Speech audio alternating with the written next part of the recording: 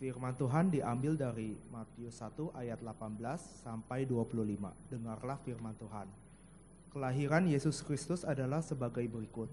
Pada waktu Maria, ibunya bertunangan dengan Yusuf, ternyata ia mengandung dari Roh Kudus sebelum mereka hidup sebagai suami istri. Karena Yusuf suaminya, seorang yang tulus hati dan tidak mau mencemarkan nama istrinya di muka umum, ia bermaksud menceraikannya dengan diam-diam. Tetapi ketika ia mempertimbangkan maksud itu, malaikat Tuhan nampak kepadanya dalam mimpi dan berkata, "Yusuf, anak Daud, janganlah engkau takut mengambil Maria sebagai istrimu, sebab anak yang di dalam kandungannya adalah dari Roh Kudus. Ia akan melahirkan anak laki-laki dan engkau akan menamakan dia Yesus, karena dialah yang akan menyelamatkan umatnya dari dosa mereka." Hal itu terjadi supaya genaplah yang difirmankan Tuhan oleh Nabi.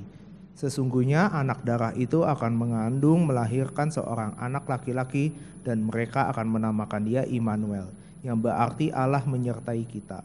Sesudah bangun dari tidurnya, Yusuf berbuat seperti yang diperintahkan malaikat Tuhan itu kepadanya.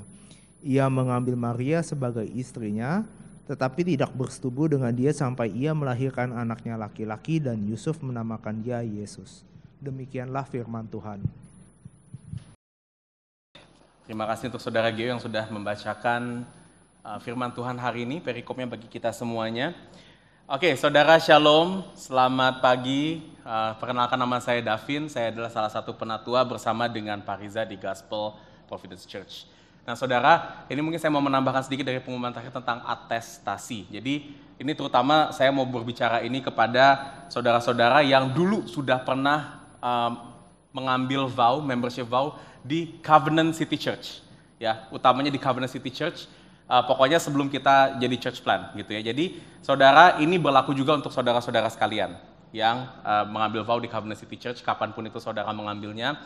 Tujuan atestasi ini saudara, pertama-tama ya kita sebenarnya juga sudah tahu saudara-saudara melayani semuanya mau beranggotakan di GPC, tetapi kita perlu satu hitam di atas putih saudara, satu kejelasan secara administratif, dan ini pun juga bagi kami juga di dalam prinsip membership yang kami pegang, ini akan lebih lagi membantu kita untuk penggembalaan dan juga pemuritan di dalam gereja. Jadi kami, saya dan Pak Riza sebagai penatua, kami tahu siapa-siapa saja gembala yang Tuhan taruh di Gospel Providence Church melalui keanggotaan ini, dan saudara-saudara pun juga tahu gereja lokal saudara ada di mana, yaitu di Gospel Providence Church. Jadi saudara silahkan isi form ini, dan kita belum kasih deadline kapan terakhir saudara. Tanggal 28 itu adalah nanti saat kita akan sekali lagi ya semua members yang akan bergabung di yang bergabung di Gospel Providence Church, member yang baru ataupun yang pindah dari Covenant City Church akan sekali lagi untuk mengucapkan vow bersama-sama dengan kami para penatua. Gitu ya saudara ya. Jadi itu tanggal 28 adalah harinya, tapi kita belum tentukan deadline-nya sampai kapan, tapi dimohon secepatnya dan kalau bisa di bulan ini dilengkapi. Karena ini adalah langkah pertama aja nih saudara. Setelah itu masih ada proses-proses lainnya yang nanti kami para staf akan bantu saudara untuk proses pemindahan surat menyurat dari Covenant City Church ke Gospel Providence Church, lebih tepatnya lagi. Oke, untuk informasi lebih lanjut, saudara nanti bisa hubungi saya, Pak Riza, atau Saudari Yeha kalau mau bertanya-tanya tentang proses atestasi ini lebih lanjut lagi. Oke, itu pengumuman tambahan. Kita akan masuk ke firman Tuhan hari ini. Ya saudara, hari ini sudah minggu kedua dari 4 minggu Advent, yang kita katakan minggu Advent. Minggu Advent ini adalah minggu di mana kita biasanya menantikan, mempersiapkan hari Natal atau datangnya kelahiran Tuhan Yesus Kristus. Dan kita menyepakati selama minggu Advent ini kita akan mengeksposisi khotbah-khotbah kita dari kisah kelahiran Tuhan Yesus, terutama dari kitab Matius pasal 1 dan 2. Ini akan berlangsung selama 4 minggu, dan nanti tanggal 24 Desember dalam ibadah Natal kita, ya saudara, kita nggak ada ibadah Natal khusus, ibadah Natal itu akan bersama-sama juga dengan ibadah hari Minggu jam 10 di tempat ini juga. Kita akan menutup seri Natal ini dengan satu khotbah Natal dari perikop yang di luar kitab Matius kemungkinan ya. Jadi itu rencana kita saudara, dan kita berharap saudara dari seri khotbah Advent Natal ini, Natal tahun itu tidak hanya memberikan kayak suasana hangat. Biasa kita kalau Natal sukanya happy-happy, kita sukanya wah udah rasanya kayaknya mau lega, mau liburan gitu. Tapi kita kembali bersama-sama dari seri khotbah ini mau memperlihatkan kepada kita lagi, mengingatkan kepada kita lagi keajaiban berita Injil di dalam inkarnasi Tuhan Yesus yang menjadi manusia dan menyelamatkan kita dari hukuman dosa. Ya, sebelum kita lanjut masuk ke dalam khotbahnya lebih dalam lagi, kita berdoa terlebih dahulu untuk memulai firman Tuhan, perenungan firman Tuhan pada pagi hari ini. Bapa, suatu misteri yang indah, yang mungkin kami tidak dapat pikirkan dengan tuntas di dalam logika kami Tuhan, tetapi Kau datang ke dalam dunia ini, Engkau Allah yang maha besar, Allah yang tidak terbatas, menjadi manusia yang terbatas, menjadi seorang hamba yang hina di dalam dunia ini, dan Kau lakukan itu bukan karena kami yang meminta Engkau untuk datang kepada kami. Kau sendiri Tuhan, di dalam kemurahan-Mu, di dalam kasih karunia-Mu, di dalam inisiasimu, datang ke dalam dunia ini untuk menanggung setiap murka Allah atas dosa-dosa kami.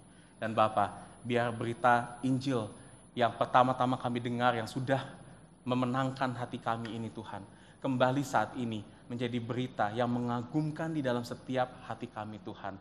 Perlihatkan kami kembali Tuhan akan kasih-Mu yang besar di dalam firman-Mu hari ini Tuhan. Dan kami berdoa agar kami pun juga dapat semakin mengenal kasih Tuhan, bertumbuh di dalam kasih Tuhan, dan juga mengimplikasikan kasih Tuhan ini dengan setia di dalam seluruh aspek kehidupan kami. Berbicara Tuhan melalui firman hari ini, di dalam nama Tuhan Yesus Kristus kami berdoa dan mengucap syukur. Amin. Oke saudara, sebelum saya masuk ke 3 poin khotbah, saya ingin mengawali firman hari ini dengan memberikan sedikit background tentang kitab Matius. Saya rasa ini penting, terutama dalam 2 pasal pertama ini, agar kita dapat merefleksikan firman ini lebih tepat lagi sesuai dengan konteks dan arti yang Matius ingin sampaikan dalam 2 pasal pertama di kitab Matius ini. Saudara, kitab Matius itu mirip seperti kitab Lukas. Ya, saudara kalau ingat, kita tahun ini membahas seri khotbah kitab Lukas dari awal tahun sampai kemarin kira-kira di bulan September atau Oktober. Dan kitab Matius seperti kitab Lukas itu berfokus tentang kisah kehidupan Tuhan Yesus. Baik kitab Lukas dan Matius serta satu kitab Injil lainnya yaitu kitab Markus di dalam Alkitab kita saudara, itu menuliskan tentang kehidupan dan pelayanan Tuhan Yesus berdasarkan pandangan historis. Sehingga ketiga kitab Injil ini, Matius, Markus, dan Lukas, dapat dikategorikan sebagai yang dikatakan Injil sinoptik atau synoptic gospel. Saudara kalau familiar dengan kata sinopsis, kalau kita baca cerita ada sinopsis, nah inilah sinoptik itu dari akar kata yang sama dengan sinopsis. Jadi inilah yang ditampilkan di Matius, Markus, dan juga Lukas, yaitu cerita kisah kehidupan tentang Tuhan Yesus. Hanya saja bedanya saudara, jika kitab Markus dan Lukas itu dituliskan dengan tujuan untuk pembaca orang-orang non-Yahudi atau orang-orang Gentiles, Matius saudara itu memfokuskan Injil ini kepada orang-orang Yahudi sebagai pembaca utamanya. Di mana pada saat itu saudara, orang-orang Yahudi ini adalah orang-orang yang sebenarnya sudah sangat familiar dengan firman Tuhan, terutama perjanjian lama yang berfokus saudara pada janji Tuhan yang diberikan kepada bapak moyang mereka yaitu Abraham tentang seorang raja atau yang mereka sebut sebagai Mesias yang akan menyelamatkan mereka dari penderitaan, dan Mesias ini dikatakan akan datang dari keturunan Raja Daud. Orang-orang Yahudi saudara sangat menanti-nantikan penggenapan janji Mesias ini, dan kita tahu semuanya bahwa penggenapan janji Mesias ini sudah digenapkan dengan datangnya Tuhan Yesus Kristus menjadi manusia ke dalam dunia ini. Akan tetapi orang Yahudi tidak percaya begitu saja kalau Yesus adalah Mesias yang dijanjikan Tuhan. Bahkan mereka sampai menolak dan akhirnya membunuh Tuhan Yesus di atas kayu salib.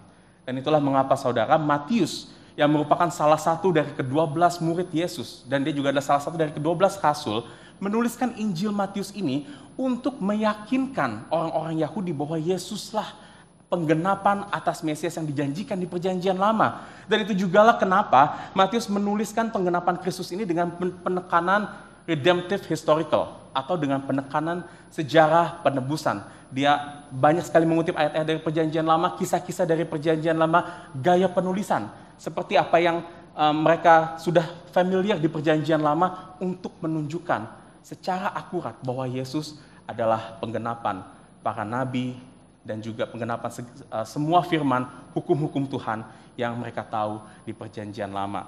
Dan dengan kata lain di sini saudara, satu tesis statement, satu pokok pikiran yang Matius ingin sampaikan dalam kitabnya ini adalah bahwa Tuhan Yesus adalah Mesias yang datang ke dalam dunia ini untuk melanjutkan janji penebusan Allah di perjanjian lama. Dan tidak hanya itu saja, Tuhan Yesus datang untuk menggenapi dan menyempurnakan janji Tuhan itu bagi dunia ini. Itulah mengapa minggu lalu saudara, Matius membuka kitabnya dengan silsilah yang kita sudah pelajari minggu lalu. Di situ melalui silsilah itu Matius ingin menunjukkan bahwa Yesus adalah pewaris sah dari garis keturunan Raja Daud. Ini adalah silsilah yang kita bilang silsilah kerajaan, menunjukkan Yesuslah raja itu, raja yang dijanjikan melalui keturunan Daud. Dan kita sudah pelajari bersama-sama minggu lalu di dalam silsilah di pasal pertama. Dan perikop yang kita pelajari bersama-sama hari ini, yang tadi kita sudah baca bersama-sama di Matius 1 ayat 18 sampai 25, sebetulnya adalah kelanjutan dari silsilah Tuhan Yesus di pasal pertama. Bedanya kalau di silsilah pasal pertama itu kita melihat secara garis besar, saudara. Di sini seakan-akan Matius mau zoom in. Dia mau zoom in lebih lagi kepada Tuhan Yesus. Peristiwa kelahiran Tuhan Yesus yang berfokus kepada malaikat yang menyampaikan berita tentang Tuhan Yesus kepada Yusuf sebagai ayah dari Tuhan Yesus. Dan hari ini saudara, melalui perikop ini kita akan merenungkan siapakah Yesus. Siapakah Yesus yang adalah Mesias yang dijanjikan Tuhan. Kita akan merenungkan dalam 3 poin khotbah yang saya rangkum sebagai berikut. Yesus adalah pertama, Mesias yang dikandung dari Roh Kudus. Kedua, juru selamat atas dosa manusia. Ketiga, Tuhan yang senantiasa menyertai kita. Saudara, jangan tutup Alkitab kita akan merenungkan ketiga poin ini, dan saya harapkan ketiga poin ini tidak hanya menambahkan wawasan kita, mengingatkan kita secara teologi saja, tetapi ini bisa menjadi refleksi bagi kita semuanya, untuk kita benar-benar dapat memiliki hati, mengenal dan mengasihi Kristus lebih dalam lagi. Kita masuk ke poin yang pertama, Yesus adalah Mesias yang dikandung dari Roh Kudus. Saudara, saya ingin memulai poin ini sebenarnya dengan melihat bagian terakhir dari silsilah Tuhan Yesus. Kalau saudara bisa buka di Alkitab yang saudara miliki, itu di Matius 1 ayat 16. Ya, di situ dikatakan saudara bahwa Yakub memperanakan Yusuf, suami Maria yang melahirkan Yesus yang disebut Kristus. Ayatnya berbicara seperti itu. Nah, saudara, ada satu hal menarik yang ingin saya sampaikan di sini. Kalau sebelumnya saudara, Matius itu menuliskan silsilah dengan ada kata memperanakan. Kalau saudara baca, Abraham memperanakan Ishak, Ishak memperanakan Yakub, Yakub memperanakan Yehuda, dan lain sebagainya. Nah, saudara, kata memperanakan ini seolah berakhir di ayat 16. Karena di ayat 16 itu tidak dikatakan Yusuf memperanakan Yesus. Seakan-akan, sepertinya di dalam silsilah ini, pola memperanakan ini berakhir, saudara. Kenapa begitu, saudara? Karena di sini Matius ingin menunjukkan kepada pembacanya bahwa Yesus sebenarnya bukan anak biologis atau anak kandung dari Yusuf.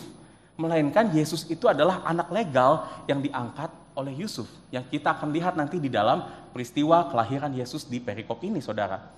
Lantas, saudara, dari mana asal-usul Yesus sesungguhnya? Dan kenapa penting bagi Matius untuk menyatakan proses kelahiran Yesus yang tidak biasanya ini? Apa yang bisa kita lihat kalau Yesus itu bukan anak kandung atau anak biologis dari Yusuf? Ada satu hal yang penting di sini, saudara, yang Matius ingin sampaikan kepada kita semuanya. Kita akan masuk ke dalam peristiwa ini, saudara, Matius 1, 18-25. Oke, di perikop ini, saudara, kita lihat ada peristiwa kedatangan malaikat kepada Yusuf. Ya, yang ini bisa dikatakan terjadi setelah peristiwa Maria mengandung bayi Yesus. Yang saudara bisa baca kisahnya di Lukas pasal 2.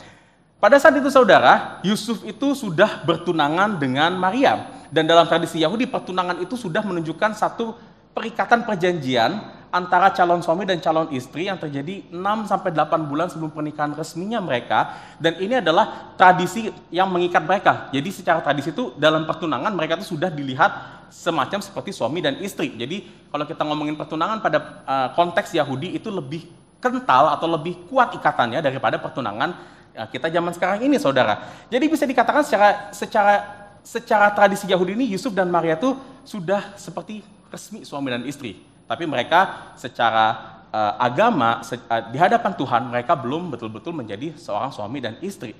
Nah, ternyata ditemukan, saudara, Maria sudah hamil. Maria sudah mengandung. Dan pada tradisi waktu itu Jika seorang wanita yang sudah bertunangan itu ditemukan sudah tidak lagi perawan sebelum menikah, hal ini akan menjadi satu pukulan, menjadi aib dan penistaan tidak hanya bagi wanita itu tapi bagi seluruh keluarga wanita itu, saudara.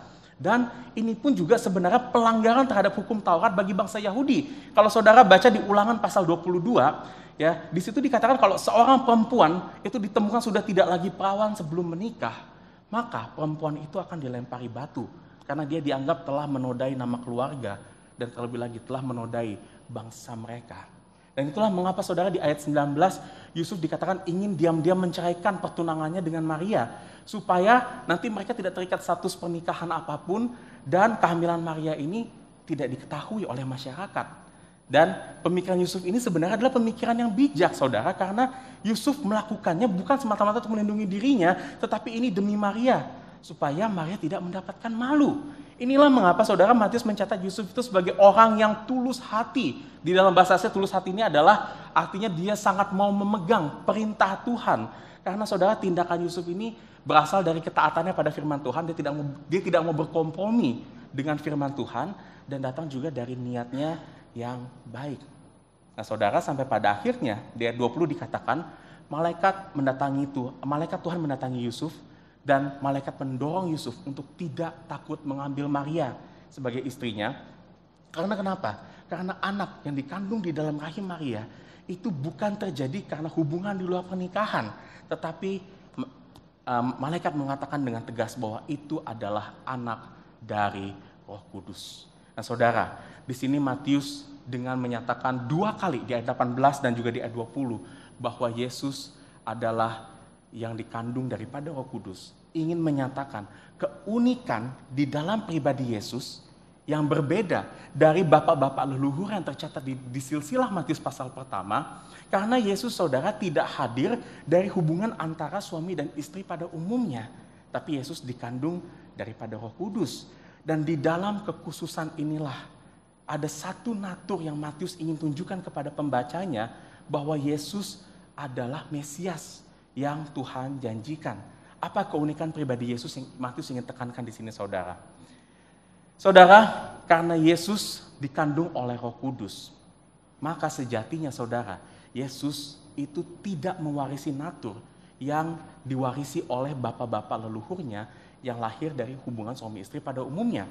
Kalau kita perhatikan semua nama-nama di silsilah pasal pertama Matius, saudara, ada Abraham, Daud, raja-raja Israel, nama orang-orang yang ada di pembuangan Babilonia yang kemungkinan besar kita tidak tahu siapa mereka, namun mereka semua memiliki satu kesamaan natur, yaitu natur yang berdosa. Dan natur berdosa ini saudara kalau kita tarik ulur, itu sebenarnya, tarik mundur maksud saya, bukan tarik ulur ya. Tarik mundur itu adalah natur yang diwariskan dari bapa leluhur kita semuanya, yaitu Adam, manusia pertama yang jatuh ke dalam dosa di Taman Eden. Saudara bisa membaca kisah kejatuhan Adam di Kejadian pasal ketiga, dan di situ firman Tuhan berkata, karena kejatuhan Adam, maka dosa masuk ke dalam dunia ini dan diwariskan kepada semua keturunan-keturunannya. Dan siapakah keturunan-keturunan Adam itu? Mereka tidak cuma bapa leluhur yang ada di silsilah pasal pertama, namun keturunan Adam itu adalah semua manusia, termasuk saudara, termasuk saya. Kita semua lahir ke dalam dunia ini dengan membawa satu warisan, yaitu warisan dosa dari Adam, saudara. Oleh sebab itu, saudara, semua manusia itu lahir dengan natur berdosa. Mazmur 51 mengatakan bahwa kita dikandung di dalam dosa dan dilahirkan di dalam kesalahan. Itulah mengapa, saudara, kalau kita lihat anak-anak sedari kecil, itu mereka sudah bisa melakukan hal-hal yang berdosa. Padahal nggak ada loh yang mengajarkan mereka untuk berdosa, karena semua itu ada di dalam natur kita sebagai manusia yang mewarisi dosa asal Adam. Dan natur berdosa ini akan terus ada di dalam kehidupan manusia. Manusia tidak akan bisa terlepas dari natur ini. Sehingga teologi reform menyimpulkan bahwa manusia tidak mungkin tidak berdosa di dalam hidupnya. Dan saudara, inilah yang membedakan saudara antara kita dengan Yesus. Karena Yesus dikandung daripada Roh Kudus. Yesus datang sebagai manusia dengan tidak mewarisi dosa asal Adam. Kenapa saudara? Karena Roh Kudus adalah Tuhan yang kudus. Roh Kudus yang dikatakan mengandung Yesus di situ tidak memiliki dosa dan tidak tercemari oleh dosa, sehingga Yesus lahir ke dalam dunia ini tidak dalam natur berdosa sama seperti kita. Yesus lahir ke dalam dunia ini di dalam natur yang baik, natur yang kudus. Dan Matius di sini sengaja memfokuskan natur Yesus yang tidak berdosa ini melalui peristiwa kelahirannya saudara, untuk menunjukkan bahwa inilah penggenapan Mesias yang dijanjikan Tuhan kepada kita. Mesias yang dijanjikan Tuhan, dia adalah Mesias atau pribadi yang lebih baik daripada kita, manusia pada umumnya. Saudara, saya tidak ingin kita salah paham di sini. Saya dengan berkata bahwa Yesus memiliki natur yang berbeda natur yang berbeda di dalam keberdosaannya, Yesus yang tidak berdosa, ini bukan berarti saya mendukung pengajaran sesat Arianisme, saudara. Yang berkata bahwa Yesus itu adalah pribadi yang lebih tinggi daripada manusia pada umumnya. Yesus, seperti yang kita sudah baca tadi di dalam pernyataan iman kita, tetaplah lahir sebagai manusia yang terbatas, dia lahir sebagai manusia yang lemah, memiliki tubuh, jiwa, dan roh. Dia memiliki kemampuan untuk berpikir, berempati, bersosialisasi, dan dia juga bertumbuh, saudara, tidak hanya di dalam fisiknya saja, tapi Yesus juga belajar di dalam pertumbuhannya. Dan dia pun juga bisa merasakan apa yang kita rasakan, termasuk emosi-emosi yang negatif seperti penderitaan, kesedihan, kesakitan, sama seperti yang kita rasakan. Tetapi bedanya di dalam segala pikiran, tindakan, emosi, perkataan Yesus, semuanya tidak tercemar dosa, saudara. Itulah mengapa, saudara, kalau kita lihat peristiwa misalnya saat Yesus marah di Bait Allah, Yesus menyatakan kemarahannya di situ tanpa dosa. Saat Yesus menangis misalnya, waktu dia melihat Lazarus yang meninggal di kitab Yohanes, saudara, Yesus juga menangis di situ tanpa dipengaruhi oleh dosa. Saat Yesus beristirahat misalnya, Yesus tertidur dikatakan, di situ Yesus beristirahat bukan juga karena keberdosaannya, saudara, tapi karena memang dia terbatas di dalam tubuhnya, saudara. Ibrani pasal 4 menyimpulkan bahwa Yesus itu adalah sama seperti kita dalam segala hal, tetapi ia tidak berdosa. Dan inilah, saudara, salah satu implikasi yang dapat kita lihat dari kenapa Matius mengatakan di sini Yesus itu bukan bayi yang seperti pada umumnya, dia dikandung daripada Roh Kudus. Artinya, saudara, dia lahir tanpa dosa, berbeda seperti kita. Pertanyaannya, saudara, kenapa Matius perlu menekankan keunikan pribadi Yesus ini bagi kita? Apa implikasinya bagi kita, bagi iman kita, dan terutama bagi Matius untuk membuktikan kalau Yesus ini adalah Mesias yang sesungguh-sungguhnya? Karena, saudara, natur tidak berdosa Yesus ini akan sangat berkaitan dengan karya yang akan Yesus jalankan di dalam dunia ini, yaitu karya yang membawa keselamatan bagi manusia. Kita masuk ke poin yang kedua. Yesus adalah juru selamat atas dosa manusia. Saudara, selain memberitahukan asal-usul bayi Yesus di dalam kandungan Maria yang adalah dari Roh Kudus, di ayat 21 di situ dikatakan, malaikat juga menyatakan kepada Yusuf nama yang akan diberikan pada bayi yang dikandung oleh Roh Kudus di dalam rahim Maria itu, yang dinamakan Yesus. Saudara, nama Yesus di dalam arti sesungguhnya dalam bahasa Ibraninya yang bisa dibilang berasal dari kata Yehoshua atau Yeshua, itu berarti secara harafiahnya Tuhan yang menyelamatkan. Dan dalam budaya orang Yahudi pun, nama Yesus ini bukanlah nama yang asing. Karena nama yang sama, saudara, akar nama yang sama itu mirip seperti satu tokoh penting di Perjanjian Lama, yaitu Yosua. Di mana Yosua, kita kalau baca di Perjanjian Lama, dialah pemimpin yang Tuhan pakai untuk membawa bangsa Israel masuk ke tanah perjanjian, dan pemimpin yang menghancurkan sebagian besar bangsa-bangsa asing, musuh-musuh bangsa Israel di tanah Kanaan pada waktu itu, saudara. Dengan kata lain, saudara, di Perjanjian Lama, kalau di Perjanjian Tuhan memakai Yosua untuk membawa keselamatan yang Tuhan janjikan kepada bangsa Israel, sekarang Tuhan juga membawa keselamatan yang Tuhan janjikan bukan hanya kepada bangsa Israel, tapi kepada seluruh dunia ini melalui Yesus. Ini arti nama Yesus, Tuhan yang membawa keselamatan. Dan saudara, melalui nama Yesus yang diberikan oleh malaikat di sini, yang Matius juga ingin memberitahukan kepada orang-orang Yahudi bahwa inilah Yosua yang Tuhan janjikan, pemimpin yang akan menyelamatkan mereka. Dia adalah juru selamat yang akan menyelamatkan kita dari penindasan, membawa kita kepada kehidupan di dalam berkat yang sesungguhnya, di dalam janji yang Tuhan sudah nyatakan kepada Abraham ribuan tahun yang lalu. Di dalam Yesuslah keselamatan yang membawa berkat itu akan sampai kepada kita. Ada amin, saudara? Amin. Puji Tuhan, kabar yang gembira. Tapi saya ingin bertanya satu hal kepada kita semuanya saat kita mendengar kabar keselamatan ini. Saudara, keselamatan seperti apa yang kita harapkan dari Yesus? Dan kalau kita mau jujur saudara, seringkali saat kita mendengar kabar keselamatan, Yesus yang membawa keselamatan bagi hidup kita. Seringkali kita mengartikan atau lebih tepatnya menginginkan keselamatan yang berbeda dari apa yang Yesus berikan kepada kita. Dan ini bisa menjadi motivasi yang salah bagi kita untuk mengikuti Yesus. Misalnya saudara, mungkin saudara di sini menerima Yesus, menerima keselamatan dengan harapan agar saudara dapat memiliki kehidupan finansial yang lebih baik. Kita mungkin berharap saudara, keselamatan yang Tuhan Yesus berikan itu dapat memberikan kita pekerjaan yang lebih bagus, gaji yang lebih tinggi, posisi lebih terpandang, atau kita yang berbisnis, kita mengharapkan keselamatan yang Tuhan berikan itu dapat memberikan bisnis kita itu lebih besar lagi, datangin banyak cuan lagi.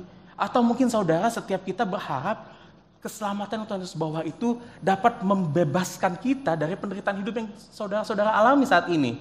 Apakah mungkin saudara berharap Tuhan itu dapat menyembuhkan penyakit saudara atau keluarga kita? Tuhan Yesus dapat menghapus utang-utang kita. Tuhan Yesus dapat melepaskan stres kita, mental health issue kita, depresi kita yang berkepanjangan. Dan saudara, inilah seringkali tanpa kita sadari, dan saya pun saudara juga seringkali terlintas pikiran-pikiran seperti ini, bahwa keselamatan yang Tuhan Yesus ingin berikan kepada kita, yang saya pengen adalah keselamatan seperti ini. Apakah itu membawa kehidupan kita lebih baik atau melepaskan kita dari masalah-masalah kehidupan kita. Akan tetapi saudara, jika ini menjadi pemikiran kita, ini menjadi iman keselamatan yang kita percayai saudara. Saudara, mohon maaf saya harus katakan, ini bukan keselamatan yang sesungguhnya yang Tuhan Yesus bawa kepada kita. Dan saudara, kalau kita kembali ke kisah kelahiran Tuhan Yesus pun, bangsa Yahudi juga sebenarnya menginginkan keselamatan yang lain. Mereka menginginkan Mesias itu membawa keselamatan politik bagi mereka.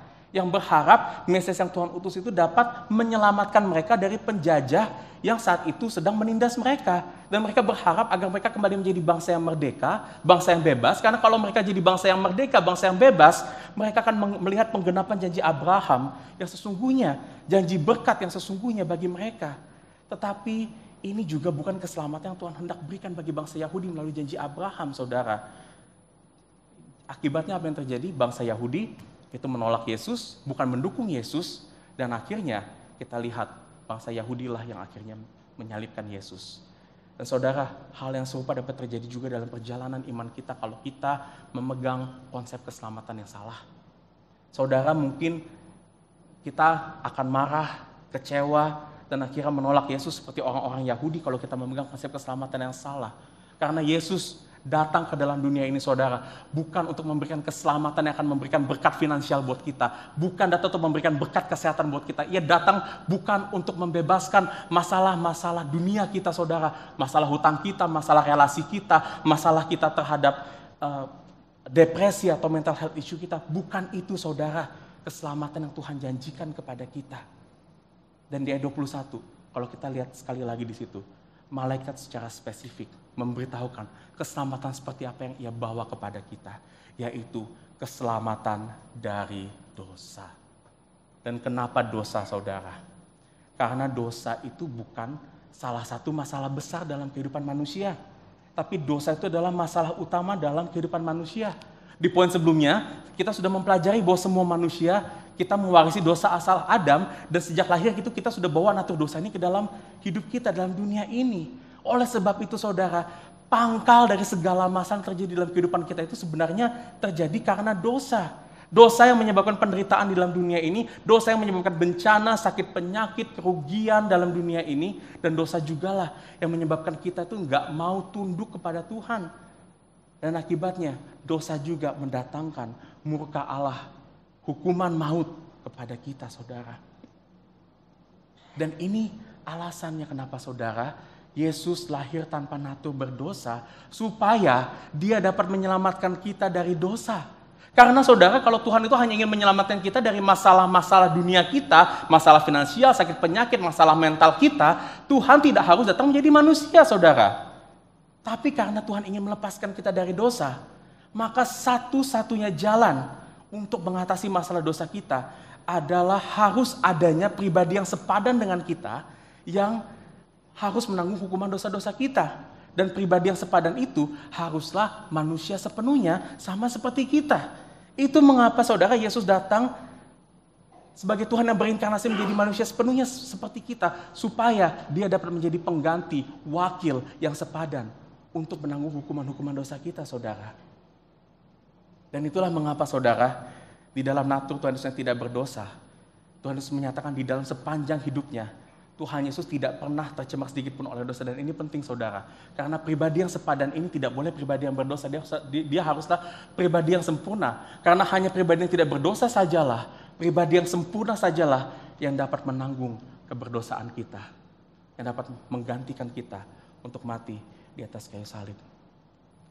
Dan inilah mengapa Matius mau mengatakan, Yesuslah Mesias yang Tuhan janjikan. Dan dia menyelamatkan kita dari masalah utama kita, yaitu dosa-dosa kita. Dan tidak ada, saudara, tidak ada lagi pribadi, sosok, atau kuasa manapun di dunia ini yang dapat menyelamatkan kita dari dosa, selain daripada Yesus Kristus sendiri. Dan inilah, saudara, keselamatan yang sesungguhnya bagi kita. Keselamatan yang kita perlukan. Keselamatan yang akan menghapus semua masalah dosa dalam hati kita. Dan ini keselamatan yang sebetulnya, saudara, diinginkan oleh semua orang. Karena keselamatan ini akan membawa kita benar di hadapan Tuhan. Keselamatan atas dosa ini, saudara, adalah keselamatan yang dapat mengangkat semua ketakutan, intimidasi kita. Karena kenapa, saudara? Kita tidak lagi menjadi musuh Allah. Tapi keselamatan yang Tuhan bawa atas dosa-dosa kita membawa kita menjadi rekan Allah. Menjadi milik Allah sepenuhnya. Menjadi umat kesayangan Allah sepenuhnya. Ini adalah berita keselamatan yang luar biasa, saudara, yang Matius bawakan, yang Yesus bawakan di dalam inkarnasinya sebagai manusia yang lahir sebagai bayi dari kandungan Maria, saudara. Tetapi, saudara, berita keselamatan atas dosa tidak hanya berhenti sampai sini saja. Tuhan Yesus memang menyelamatkan kita dari dosa, tetapi tidak hanya membebaskan kita dari hukuman dosa, tapi ada satu tujuan yang lebih besar lagi yang Tuhan ingin nyatakan kepada kita. Apakah itu? Kita masuk ke poin yang ketiga. Yesus adalah Tuhan yang senantiasa menyertai kita. Saudara, selain nama Yesus yang diberitahukan oleh malaikat kepada Yusuf di kisah ini, ada satu nama lagi, saudara, yang malaikat beritahukan kepada Yusuf tentang nama Yesus ini. Yaitu di ayat 22 dikatakan sebagai Immanuel. Saya akan bacakan ayat 22 sampai 23. Firman Tuhan berkata seperti ini. Hal itu terjadi supaya genaplah yang difirmankan Tuhan oleh Nabi. Sesungguhnya anak darah itu akan mengandung dan melahirkan seorang anak laki-laki. Dan mereka akan menamakan dia Immanuel, yang berarti Allah menyertai kita. Saudara, di sini malaikat sebetulnya mengutip ayat di Perjanjian Lama, tepatnya di kitab Yesaya pasal 7 ayat 14. Yang bagi orang-orang Yahudi ini adalah ayat yang sudah sangat familiar di telinga mereka. Dan malaikat di sini menegaskan bahwa Yesuslah yang menggenapi nubuatan ini. Dialah Sang Immanuel yang dinubuatkan oleh Nabi Yesaya di dalam kitab ini.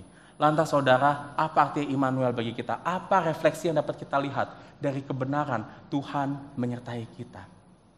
Saudara, memang kata Immanuel di dalam Alkitab kita, kalau saudara mau lihat, hanya muncul 3 kali. Itu di Yesaya pasal 7, pasal 8, dan saat ini di Matius pasal 1 ini, saudara.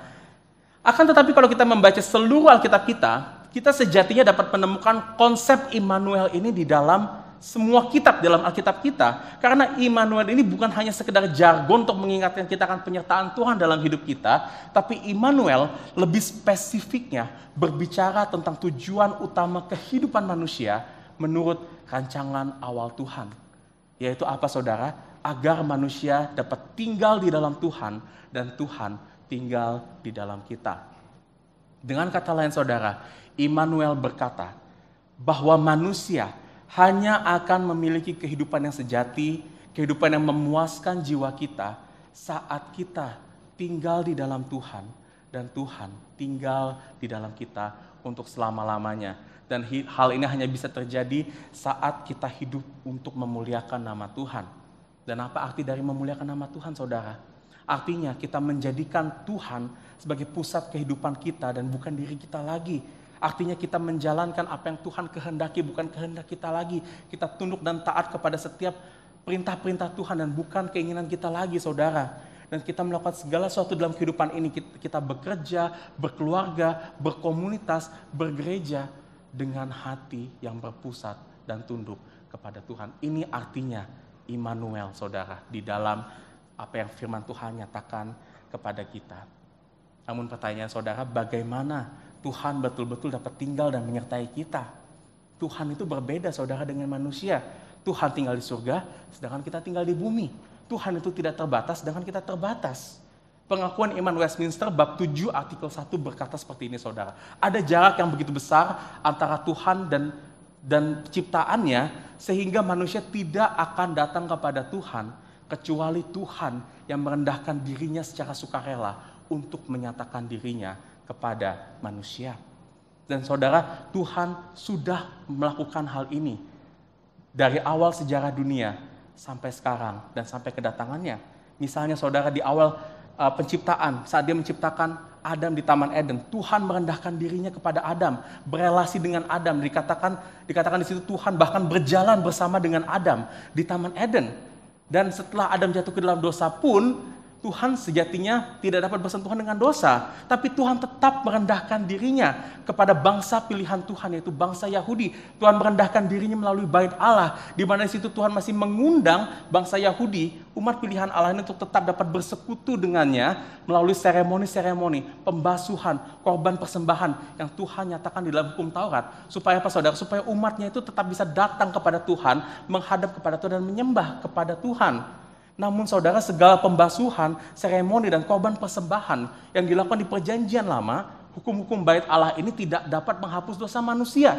Sehingga saudara, umat Tuhan itu harus melakukan seremoni-seremoni, persembahan-persembahan ini setiap saat mereka mau datang kepada Tuhan. Sampai akhirnya saudara, Matius melalui kisah ini saudara, menyatakan bahwa Yesus yang adalah Tuhan sepenuhnya, datang menjadi manusia, dikandung dari Roh Kudus, lahir dari rahim Maria sang perawan. Yesus tumbuh sebagai Mesias yang menyelamatkan kita, dan melalui kematiannya ia menghapus dosa-dosa kita. Kenapa saudara? Tuhan Yesus menghapus dosa-dosa kita agar Tuhan dapat tinggal di dalam hidup kita untuk selama-lamanya. Yesus adalah penggenapan bait Allah di perjanjian lama. Dan Yesus bukan hanya penggenapan, dia adalah bait Allah yang lebih baik. Karena saat ini saudara, kita yang menerima Kristus sebagai Tuhan dan Juru Selamat, kita tidak perlu datang kepada Tuhan ke lokasi tertentu, dengan cara-cara tertentu. Tetapi saat ini, bait Allah yang lebih baik itu, Yesus, sudah ada di dalam hati kita. Dan kita dapat datang kepada Dia hanya sejauh doa kita di dalam Tuhan. Dan kita dapat mengalami saudara, penyertaan Tuhan yang senantiasa ini setiap saat. Karena Dia, bait Allah itu, Tuhan yang menyertai kita, Sang Immanuel, sudah berdiam di dalam kita. Oleh karena itu saudara, kedatangan Tuhan Yesus ini bukan hanya kedatangan yang melegakan bagi kita, tapi ini kedatangan yang mengubahkan sejarah dunia ini saudara. Kedatangan yang mengubahkan kehidupan kita semuanya. Karena hanya melalui kedatangan Kristuslah kita dapat memiliki kehidupan yang sesungguhnya, kehidupan yang memuliakan Tuhan, yang berelasi di dalam Tuhan. Dan di dalam Tuhan Yesus sajalah kita taat kepada Tuhan, melakukan disiplin-disiplin kita di dalam Tuhan, bukan untuk mendapatkan apa-apa lagi dari Tuhan, bukan untuk mendapatkan hal yang lebih dari Tuhan, tetapi kita taat kepada Tuhan, kita menjalankan disiplin-disiplin rohani kita bergereja, kita berdoa, saat teduh, berelasi dengan satu sama lain di dalam tubuh Kristus. Supaya apa saudara? Supaya kita dapat menikmati Kristus yang menyertai kita, yang tinggal di dalam kita. Itu adalah ekspresinya saudara bagi kehidupan kita. Dan inilah saudara kehidupan yang dikatakan akan memuaskan jiwa kita. Tidak ada kehidupan di luar Kristus yang akan dapat memenuhi kekosongan jiwa kita saudara. Dan kabar baiknya kehidupan ini telah digenapkan di dalam Kristus. Tuhan sudah anugerahkan ini bagi kita semuanya di dalam Kristus. Bukan karena usaha kita atau kebaikan kita, tapi semua anugerah ini Yesus sediakan di dalam namanya bagi kita semuanya. Saudara, mungkin ini kali pertama, kali kedua saudara mendengar berita ini. Berita yang kita kenal bersama sebagai berita Injil, berita keselamatan, anugerah keselamatan atas dosa-dosa kita dari Kristus. Dan saudara, saya mau katakan kalau berita ini mungkin akan menjadi jawaban atas kekosongan hati saudara. Saudara, berita Injil inilah sebetulnya jawaban yang saudara cari selama ini untuk mendefinisikan apa arti hidup saudara. Dan hari ini saudara, Yesus memanggil saudara-saudara sekalian untuk datang kepadanya. Saudara mungkin merasa, apa benar Tuhan Yesus mau terima saya yang banyak dosanya kayak begini? Apa benar Tuhan Yesus masih mau terima saya yang bodoh, yang gak ngerti apa-apa? Jawabannya saudara adalah ya. Tuhan Yesus menerimamu saudara. Bukan karena kebaikan dan kuat gagahmu. Tetapi Dia mengasihimu tanpa kondisi. Dia mengasihimu karena Dia mengasihimu. Maka itu saudara, saat berita ini disampaikan saudara, berita keselamatan ini disampaikan, dan Roh Kudus mengetuk hati saudara, terimalah Dia. Terimalah Yesus dalam hatimu, dan mulailah kehidupan yang sejati ini bersama-sama dengan Yesus. Dan bagi saudara-saudara yang sudah menerima Yesus sebelumnya, anggota-anggota gereja GPC, orang-orang percaya yang saat ini kita beribadah bersama-sama di tempat ini. Berita ini bukanlah berita yang usang bagi kita. Ini adalah berita yang akan terus membawakan pengharapan kehidupan bagi kita. Ingat terus saudara, apa yang telah Yesus berikan bagi kita. Ini adalah jati diri kita. Ini adalah arti hidup kita. Jangan letakkan hidup kita di hal-hal yang fana. Jangan letakkan hidup kita di hal-hal materi. Jangan letakkan hidup kita di hal-hal yang sifatnya sementara, saudara. Dan kita miliki ini di dalam hati kita. Datang terus kepada Kristus. Dia hanya sejauh doa.